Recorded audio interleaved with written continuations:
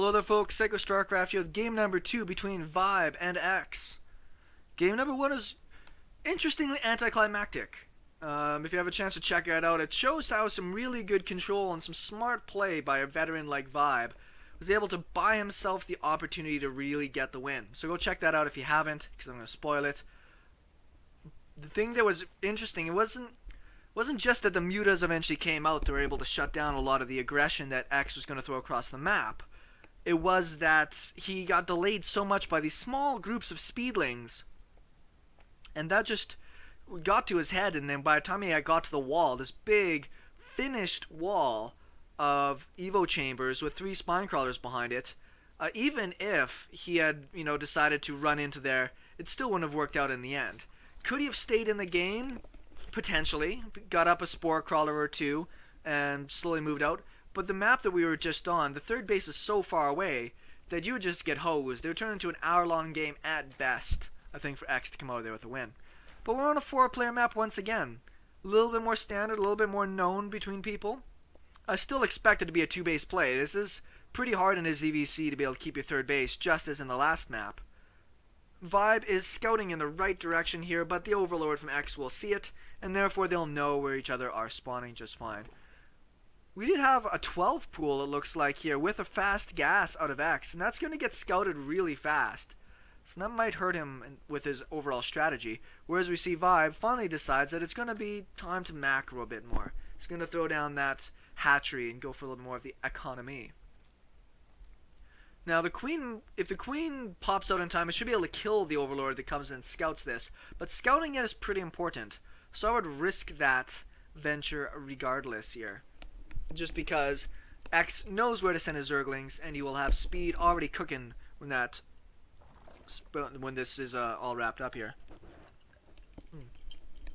6 lings started with speed. We get all these things out before we get the queen down. I said the queen would not be on time to deny this.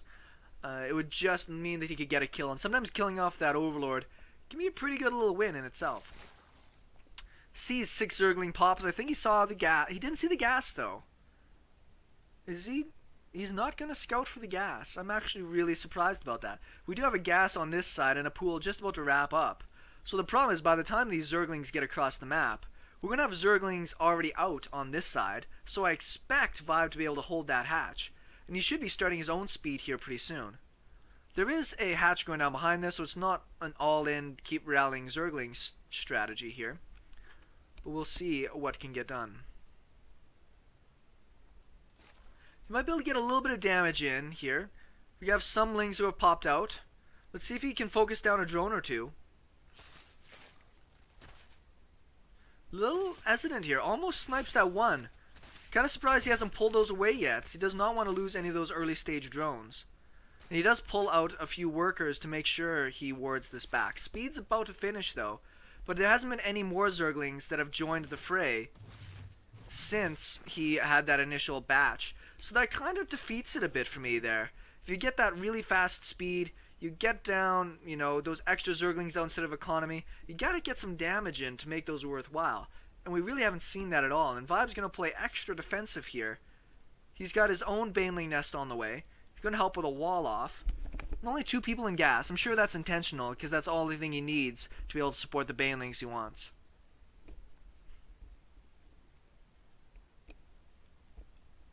Speed will be finishing up pretty quick for Vibe.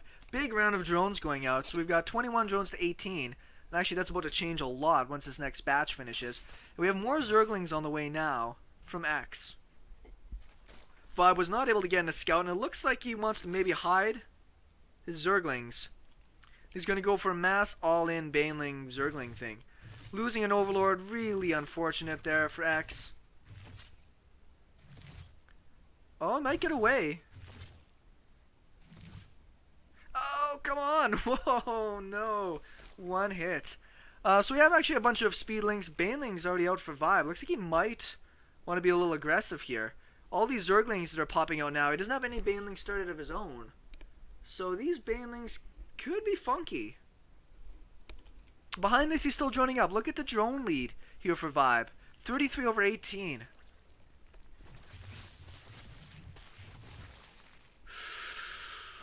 Oh, Pretty good detonation on one. Hits a lot of drones over here. Is he going to go back in for it? Oh, there we go. Good detonations there from Vibe. That's kind of I mean with that pro advantage. He had like a handful of speedlings, 4 banelings, and look at all the damage he was able to do with that. Wall off happening on this side. Roach Warren and Evo and banelings about to finish up. More zerglings on the way. All he needs to do is really defend right now. X is taking so much damage. Can he get the hit here though? If he can kill... Oh, he was trying to sneak a third base.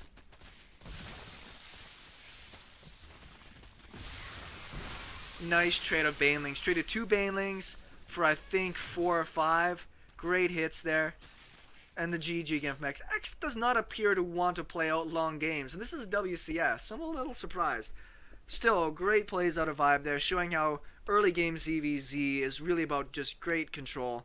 And you can take really great advantages from that. SeKo Starcraft, thanks everybody for watching. Ciao.